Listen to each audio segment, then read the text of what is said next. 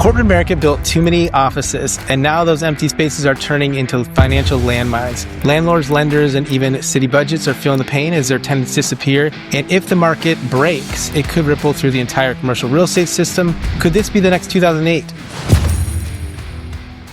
Right now, 20.7% of all U.S. offices sit vacant, and nearly $290 billion in loans are set to mature in 2027. Some believe conversions and refinancing will save the market, while others see a wave of defaults that could shake investors to the core. So, what do you think? I don't know why you're always comparing everything to 2008, Mitch. I think it's crazy. I don't think that this market has jack shit to do with 2008 housing crisis or the Great Recession. That said, office space obviously down. I mean, the sector is national office vacancies have climbed to 20.7%. I'm surprised it's not more. San Francisco, 27.7. We know people left San Francisco, left California, especially during COVID times. And even downtown New York and Charlotte is down 23%.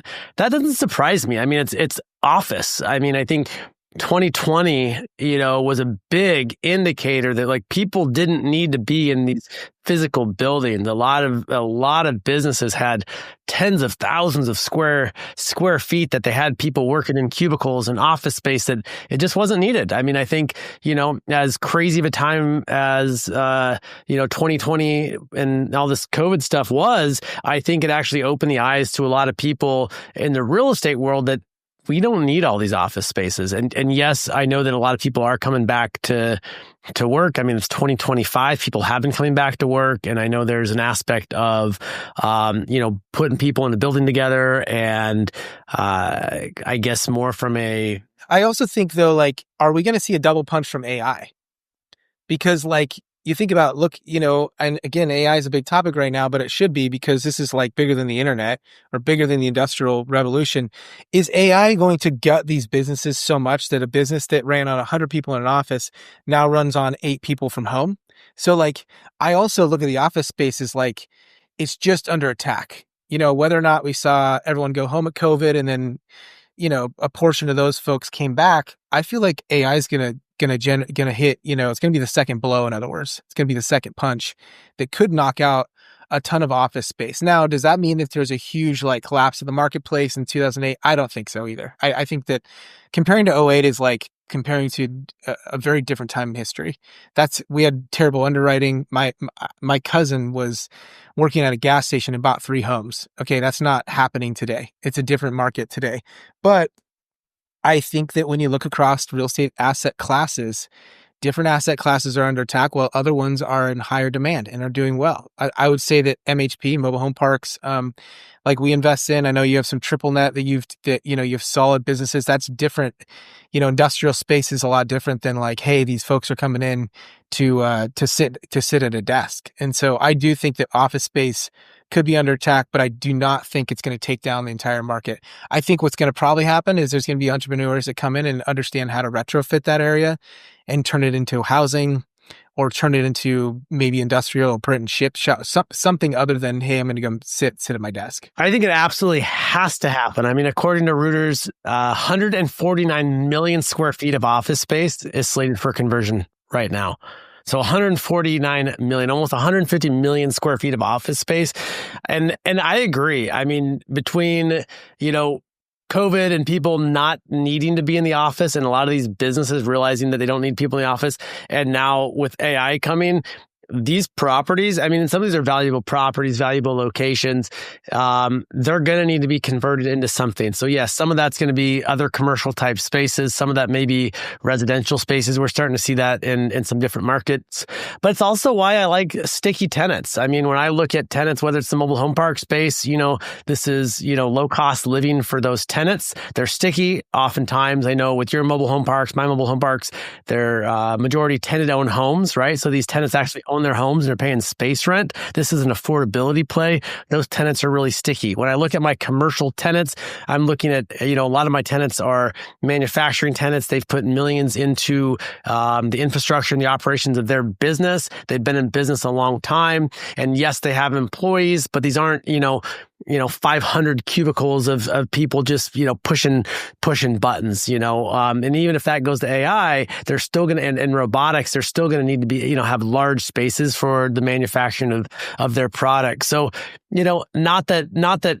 every industry couldn't be taken over, by AI, but office in particular, when we're talking like standard office, I'm thinking of like these offices where there's all these cubicles, there's all these employees, that a lot of that work can be done from home, and a lot of that work will be taken over by technology and AI in the future. And those properties absolutely will need to be retrofitted into something else. I agree. And I think it's interesting because, when I first jumped into real estate, I thought of real estate as being a good investment, like real estate, all real estate. Hey, it's a good investment, buy real estate.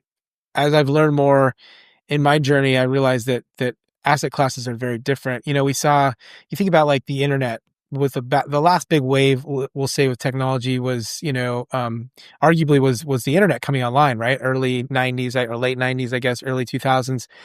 And like the Amazons of the world came to be. And you saw all these little boutique shops on the main strip in all of our towns suffer because they're selling little knickknacks, but now I can buy that on Amazon. And so now, but you look at those spaces, it's not that those spaces were vacated and torn down. They've been turned into things that the internet can't compete with, like a yoga studio or an experiential, like a spin class or like a gym or nails and salon. Like they've been turned into something that's experiential and that the internet cannot compete with. So like, I think it's the same thing will happen in office. It will be, it's not like they're going to be torn down. They'll be vacated. Yeah. Maybe they'll give them back to the bank. Maybe the bank's got to lower their debt or lose money on it to get the next guy in, but they'll be retrofitted and they'll be changed. And real estate changes and morphs with depending on what's going on in the marketplace. But if you're targeting a specific area, understand the threats involved. I'd say that somebody investing in office has much greater threats than a triple net or a mobile home park. Right. And so because you've got these different things changing, I don't see how AI is going to change my world significantly with mobile home parks. I hate to even say that because I could be, sticking my foot in my mouth, but I don't think it's going to see the same change as say like an office complex. And I'm constantly trying to learn, how is it going to change my world? Because I think it's probably going to change everyone's world, but different real estate asset classes are going to be threatened differently depending on how this thing goes. Yeah, I agree. Definitely asset classes are going to be impacted differently.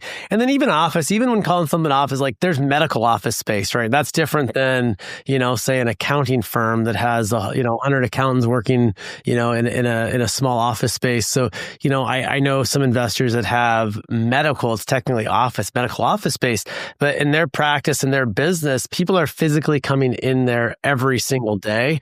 They don't have, thousands of employees, but they have employees. These are people seeing people. Like, I don't necessarily think, medical office is going anywhere. Or to your point, when you think of like a strip mall, it's different than a big box store. Like, yes, obviously Amazon has helped take down some of the big box retailers and those properties. I've seen those converted to self-storage. I've seen them converted to light manufacturing.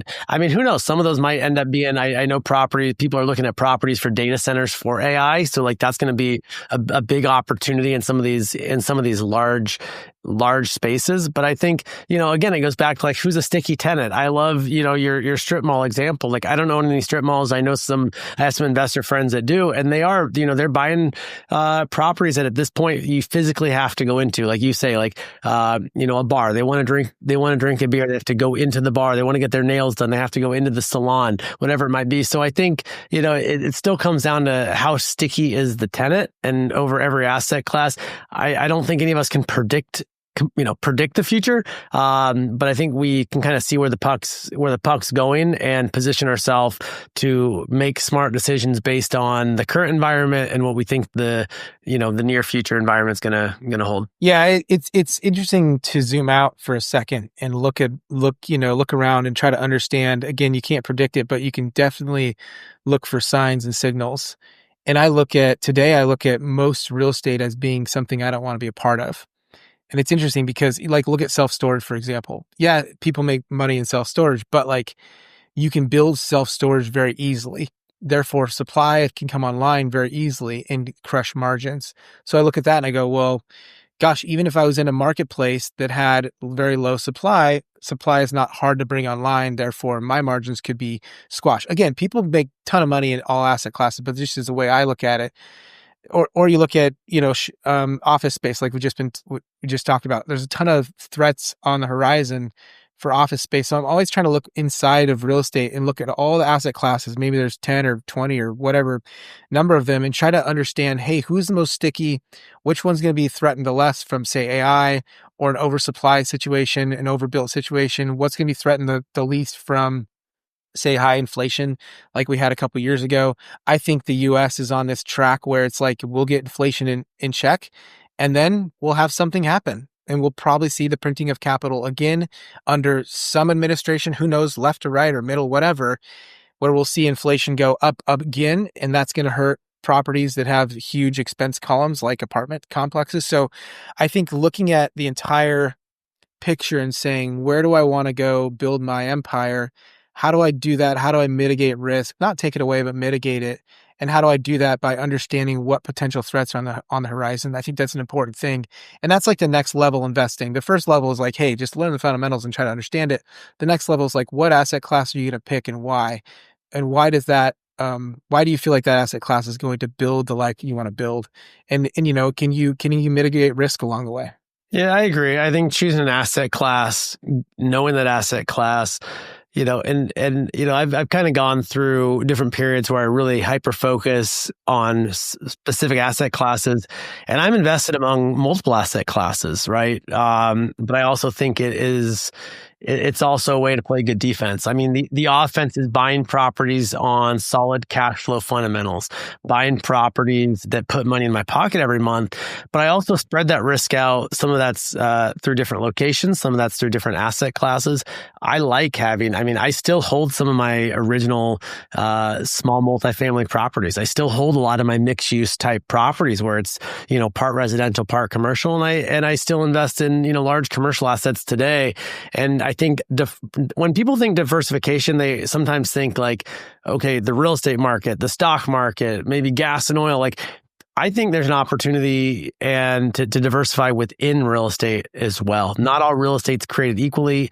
It doesn't all change at the same time. And so having different types of properties in different markets, different asset classes can also be a great way to play good offense, from the cash flow and the financing structure, but also playing good defense, not just being only in one asset class. I agree. I think that you can make money across all asset classes. We've seen it. I've seen people that, we had an interview months ago with a guy who buys the larger commercial sort of retail. He was buying like the Kohl's, like those bigger buildings, and he did great because he understood it. And so I also think that, I don't want to generalize and say, hey, all office is bad or all retail is bad or whatever, but like understand it. I think, like you talked about, you have different asset classes in your portfolio, but during those moments in time, you were very focused on one, so that you could be an expert in one, whether that was small multi, then it was mobile home parks, then it was triple net. I think realizing that there's nuances to every asset class. I mean, just because you know apartments doesn't mean you know mobile home parks. You're going to jump in and you'll realize that in order to be successful in any specific asset class, you got to go really deep. And I think that's really important. Now, with that said, you can build a portfolio that has multiple of those, but definitely take the time to go deep and understand the nuances to best understand how to unlock value.